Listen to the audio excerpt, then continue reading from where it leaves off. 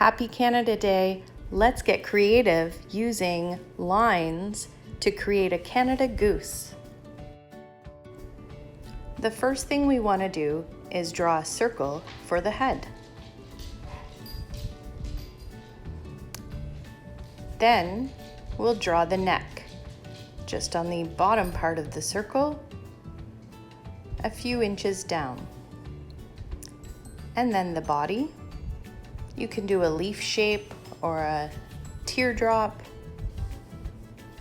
And of course the beak, a little triangle with a smaller triangle inside of the circle, and then I erase the little line in between.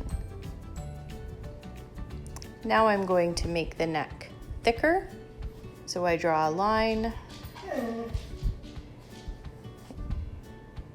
and another one on the back side. Don't mind my puppy Ivy, she likes drawing as well. Here I'm adding the little white part on the head, so just a little line, and of course the eye, a big circle with a little circle colored in. I'm going to separate the beak with just a small line and add a little nostril. Next, I erase the inside line, my guideline for my neck, and figure out where you would like the dark part of your goose to end. It can be anywhere on the neck. Making a few adjustments.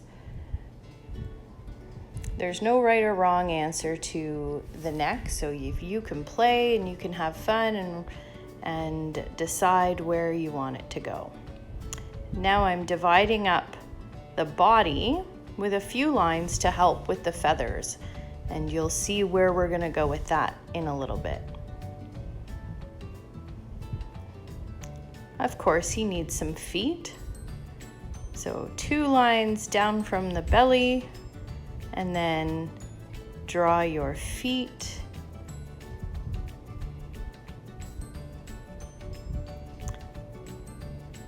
And now for the fun part. One of the ways that I like to relax when I'm drawing or doodling is called Zentangles. It's something that's very important to everyone, young or old or in between. Zentangles are a relaxation drawing. So you can create any sort of marking using lines. So here I'm drawing little swirls. And I'm drawing the swirls for the dark part of the Canada goose. So you can draw as many swirls, all different sizes. I'm just filling in every space I can on the goose's face right now. You can do this with markers, pencil crayons. For today, I'm just using my pencil and I fill the space. They don't have to be perfect. That's the wonderful thing about drawing and doodling. So today we'll be creating our goose and the whole background using a variety of different Zentangle lines. So I just keep filling this space, taking your time, filling all of the darker, the black part of the goose, the head and the neck, leaving that white spot. And I'll go all the way down the neck. Don't forget to change the variety. There can be small ones, big ones. Your lines can be close together or further apart. Just keep having fun with this.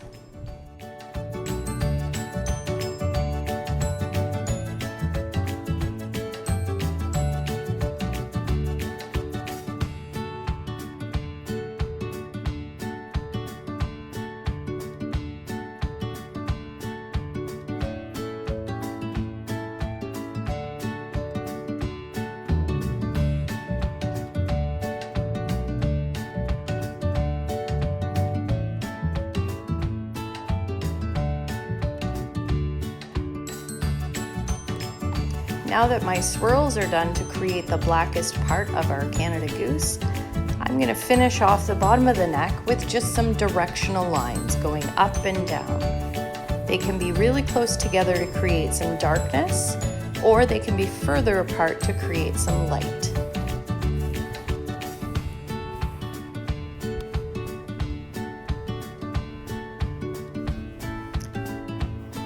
Now I'm going to add the feathers, and I'm going to do this in a variety of squiggly lines. Again, any kind of lines are acceptable. You're finding your inner artist.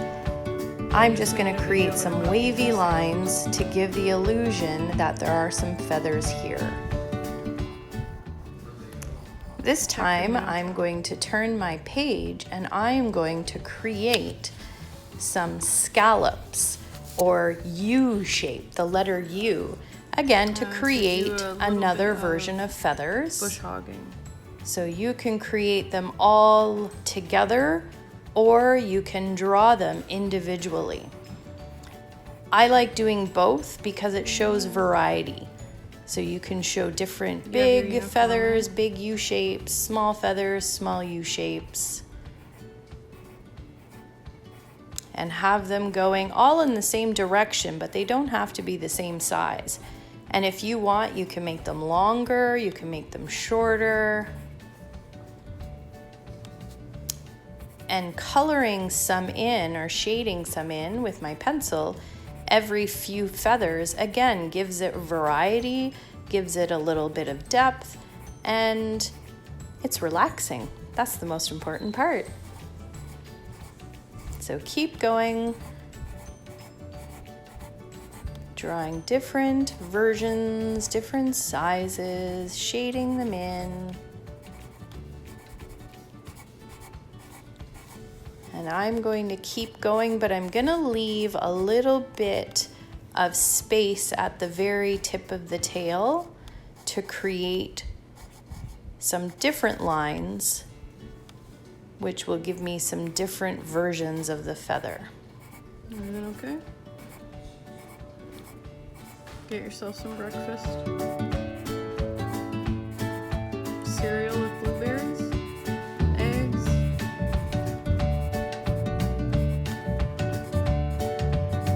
Okay. So now I'm going to draw just the end of the feathers, and I'm just going to go with some straight directional lines. And then this under part of the feathers, this time I'm going to just draw dots. So you can draw little mini circles, or if your pencil is soft enough, you can just draw dots. The closer together, the darker the shade, the further apart, the lighter. So just have fun, different versions, different sizes, and fill this entire space. We're going to keep the very bottom belly white, just like a real Canada goose.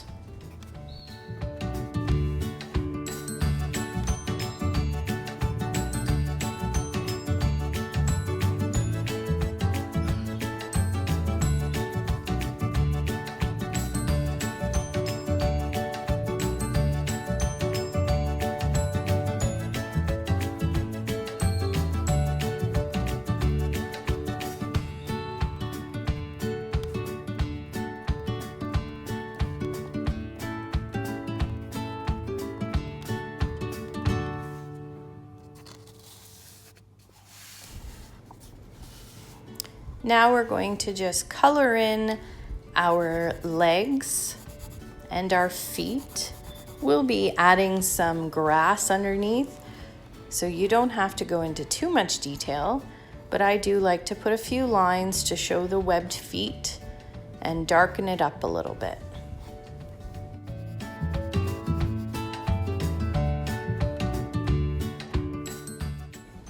Now, of course, we have to have our background for our Canada Goose.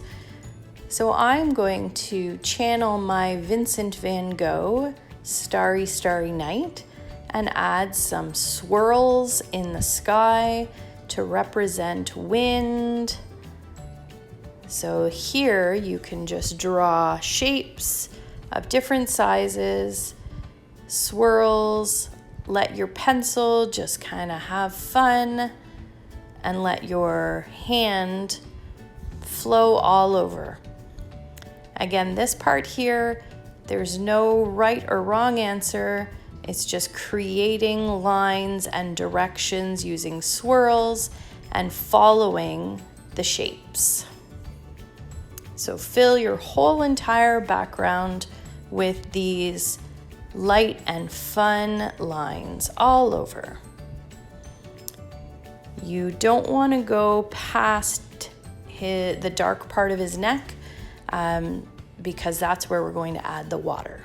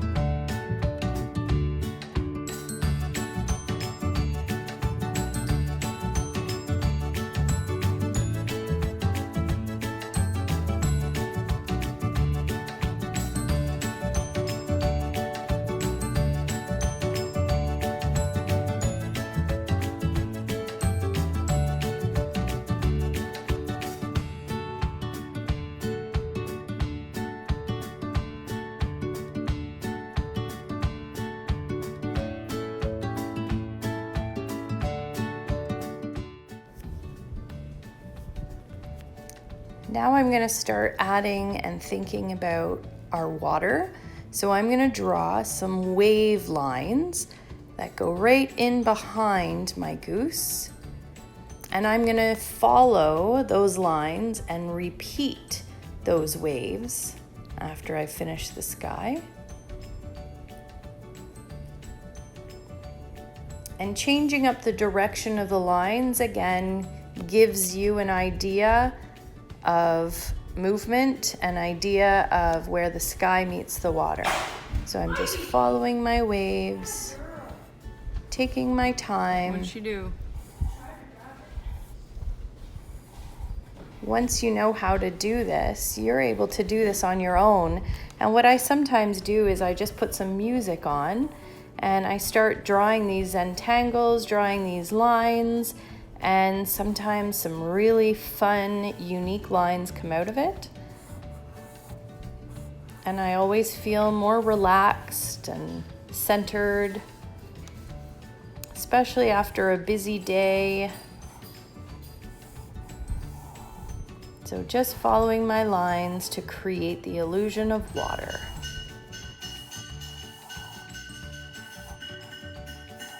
Who's that?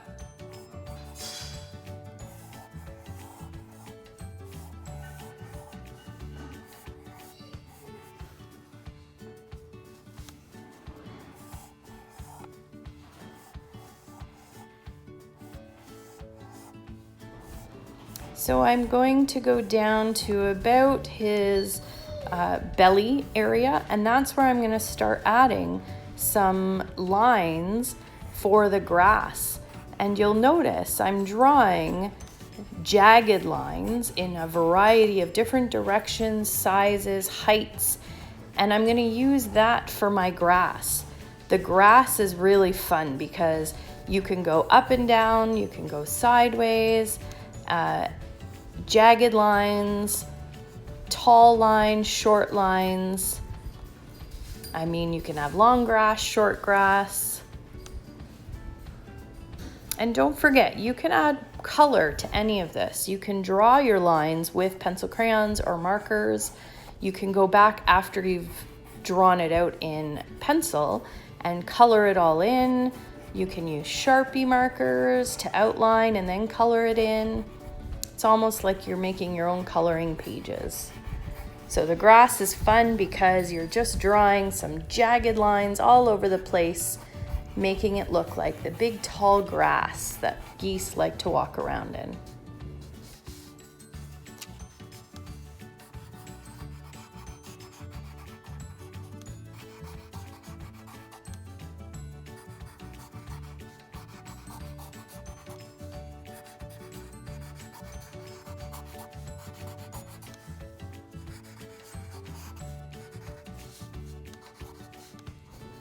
And normally I wouldn't say write anything on your drawings, but it's a special day, so I thought we could just write Happy Canada Day on your drawing. You don't have to.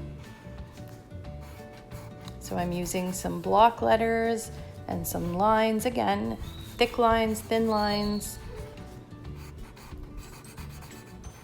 You can color this in red and white, leave the white spots.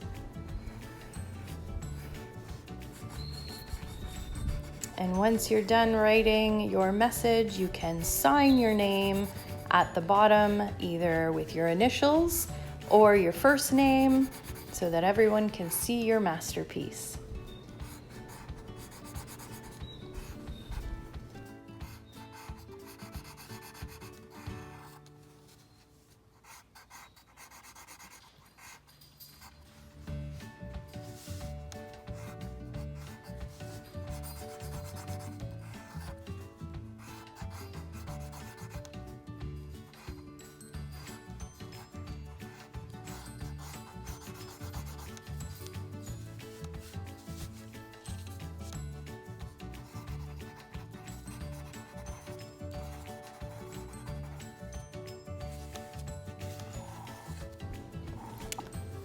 Thank you so much, everyone, for following along with me, and I hope to see you soon. Happy drawing!